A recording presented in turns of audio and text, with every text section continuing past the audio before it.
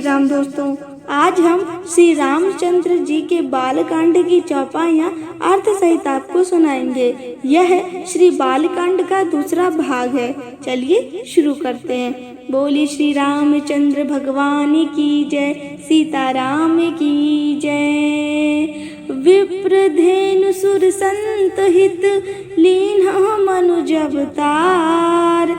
निज इच्छा निर्मित तनु, माया गुण गोपार। अर्थात ब्राह्मण गो देवता और संतों के लिए भगवान ने मनुष्य का अवतार लिया। वे अज्ञानमयी मलिना माया और उसके गुण सत रजतम और बाहरी तथा भीतरी इंद्रियों से परे हैं। उनका दिव्य शरीर अपनी इच्छाओं से ही बना है। किसी कर्म बंधन से परवश होकर त्रिगुणात्मक भौतिक पदार्थों के द्वारा नहीं है। सुनि शिशुरुदन परम प्रिय वाणी, संभ्रम चली आई सब रानी। हर्षित जह तह धाई दासी, आनंद मगन सकल पुरवासी। अर्थात बच्चे के रोने की बहुत ही प्यारी ध्वनि सुनकर सब रानियां उतावली होकर दौड़ी चली आईं। दासियां हर्षित होकर जहां तहां दौड़ी। सारे पुरवासी आनंद में मग्न हो गए। दशरथ पुत्र जन्म सुनि काना, मानहु ब्रह्मानंद समाना। परम प्रेम मन पुलक शरीरा, चाहत उठन करत मति धीरा। अर्थात राजा दशरथ जी पुत्र का जन्म कानों से सुनकर मानो ब्रह्मानंद में समा गए हों। मन में अतिशय प्रेम है, शरीर पुलकित हो गया। आनंद में अधीर हुए, बुद्धि को धीरज देकर और प्रेम में स्थिर हुए शरीर को संभाल कर वे उठना चाहते हैं। जाकर नाम सुनत शुभ होई, मोरे ग्रह आवास प्रभु सोई। परमानंद पुरी मन राजा, कहाँ बुलाई बाजा हूँ बाजा। अर्थात जिनका नाम सुनने से ही कल्याण होता है, वही प्रभु मेरे घर आए हैं। यह सोचकर राजा का मन परम आनंद से पूर्ण हो गया। उन्होंने बाजे बालों को बुलाकर कहा कि बाजा बजाओ। गुरु वशिष्ठ कहे गयाऊँ हंकारा, आए दुई जन सहित नृप द्वारा। अनुपम बालक देखहि जाई, रूप राशि गुण कही न सिराई। अर्थात गुरु वशिष्ठ जी के पास बुलावा गया। वे ब्राह्मणों को साथ लिए राजद्वार पर आए। उन्होंने जाकर अनुपम बालक को देखा, जो रूप की राशि है और जिसके गुण कहने से समाप्त नहीं होते। नंदी मुख सराध करी, जात करम सब कीन। हाटक धेनु वसन मणि, नृप विपुरह कहाँ दीन। अर्थात फिर राजा ने नंदी मुख श्राद्ध करके सब जात कर्म संस्कार आदि किए और ब्राह्मणों को सोना, गौ, वस्त्र और मणियों का दान दिया। ध्वजा पताक तोरण पुर छावा, कहीं न जाई जेहि भांति बनावा। सुमन वृष्टि आकाश ते होई, ब्रह्मानंद मगन सब लोई। अर्थात ध्वजा पताका और तोरणों से नगर छा गया। जिस प्रकार से वह सजाया गया उसका तो वर्णन ही नहीं हो सकता। आकाश से फूलों की वर्षा हो रही है। सब लोग ब्रह्मानंद में मग्न हैं। वृंद वृंद मिली चली लोगाई, सहज श्रृंगार किए उठी धाई। कनक कलश मंगल भरी थारा, गावत पैठहि भूप दुआरा। अर्थात स्त्रियां झुंड की झुंड मिलकर चली। स्वाभाविक श्रृंगार किए ही वे उठ दौड़ी।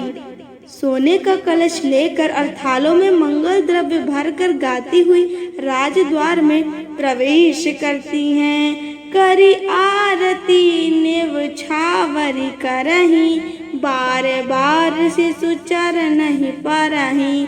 मागध सूत बंदी गण गायक, पावन सुने गावहीं रघुनायक। अर्थात वे आरती करके निछावर करती हैं और बार बार बच्चे के चरणों पर गिरती हैं। मागध सुत बंदी जन और गवैया रघुकुल के स्वामी के पवित्र गुणों का गान करती हैं। सर्वस दान दीन है सब काहूँ, जेहि पावा राखा नहीं ताहूँ।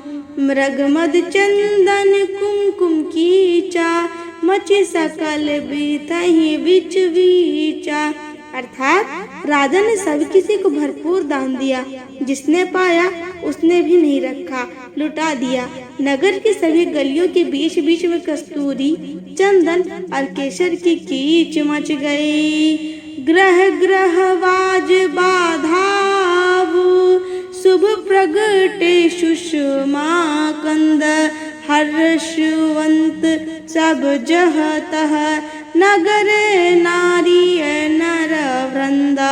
अर्थात घर घर मंगल में बधावा बजने लगा, क्योंकि शोभा के मूल भगवान प्रकट हुए हैं।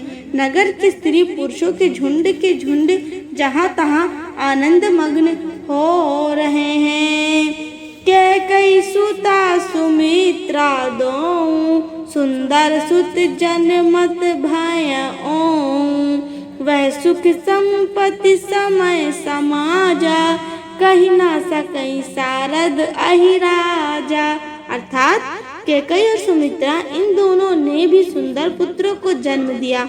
उस सुख संपत्ति समय और समाज का वर्णन सरस्वती और सर्पों के राजा शेषजी भी नहीं कर सकते। अवधपुरी सोहहि अहि भांति, प्रभहुँ मिलन आई जनुराती। देखी भानु जनु मान सकुचानी, तदपि बनी संध्या अनुमानी। अर्थात अवधपुरी इस प्रकार सुशोभित हो रही है मानो रातों रात्रि प्रभु से मिलने आई हो, और सूर्य को देखकर मानो मन में सकुचा गई हो, परंतु फिर भी मन में विचार कर वह मानो संध्या बनकर रह गई हो। अगर धूप बहु जानी अंधियारी, उड़हि अबीर मानहु अरुनारी। मंदिर मणि समूह जनु तारा, नृप ग्रह कलश सो इंदु उदारा। अर्थात अगर के धूप का बहुत से धुआं मानो संध्या का अंधकार है, और जो अबीर उड़ रहा है वह उसकी ललाई है। महलों में जो मणियों के समूह है वह मानो तारागण है। राजमहल का जो कलश है वह मानो श्रेष्ठ चंद्रमा है। भवन वेद धुनि अति मृदुबानी, जनु खग मुखर समय जनुसानी। कौतुक देखी पतंग भुलाना, एक मास तेई जाते न जाना। अर्थात राजभवन में जो अति कोमल वाणी से वेद ध्वनि हो रही है, वही मानो समय से समयानुकूल सनी हुई पक्षियों की चहचहाहट है। यह कौतुक देखकर सूर्य भी अपनी चाल भूल गए। एक महीना उन्होंने जाता हुआ ना जाना, अर्थात उन्हें एक महीना वही बीत गया।